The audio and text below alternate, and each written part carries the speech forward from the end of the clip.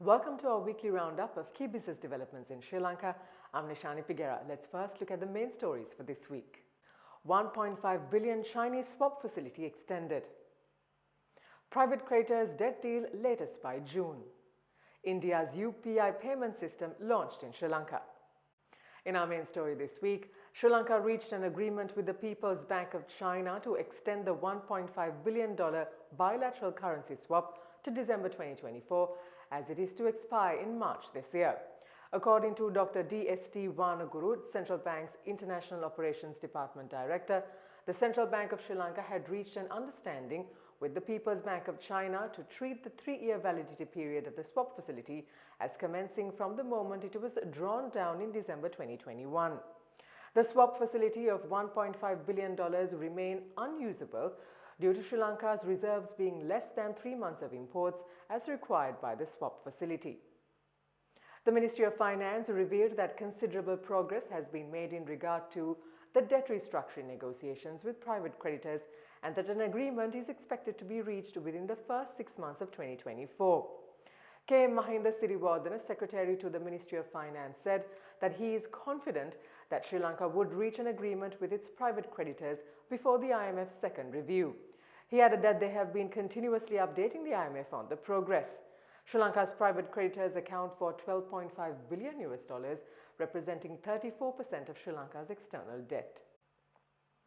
On Tuesday, the Ceylon Petroleum Storage Terminals signed an agreement with US-based Shell RM Parks for the storage and distribution of fuel in Sri Lanka. CPSTL is now able to store and distribute Shell RM Parks petroleum products in Sri Lanka. In June last year, Sri Lanka signed an agreement with RM Parks in collaboration with Shell plc for a long-term contract for the importation, storage, distribution and sale of petroleum products in the country. Meanwhile, Indian Prime Minister Narendra Modi, Sri Lankan Prime Minister Ranil Wickremesinghe and Mauritius Prime Minister Pravind Jugnauth launched the Unified Payment Interface Services in Sri Lanka and Mauritius. The launch enables availability of UPI settlement services for Indian nationals travelling to Sri Lanka. The Electricity Consumers Association requested the Public Utilities Commission of Sri Lanka to not consider arbitrary expenses incurred by the Ceylon Electricity Board when approving the 3.34% proposed electricity tariff revision.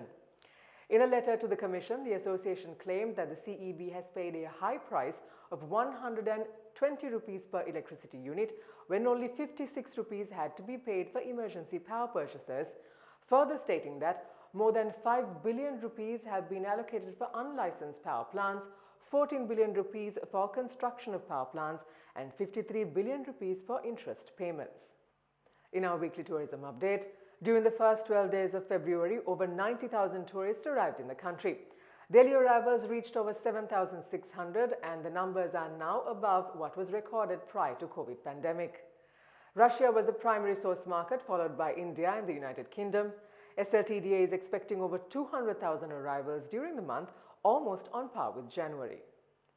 Tourism earnings in January soared to $341.8 million, driven by over 200,000 arrivals in the month. This beat pre-pandemic levels and was just shy of the all-time high recorded in 2019. Sri Lanka is targeting to earn $4.6 billion from tourism this year. Now let's take a look at the weekly movement of the All-Share Price Index and the S&P SL 20 Index at the Colombo Stock Exchange.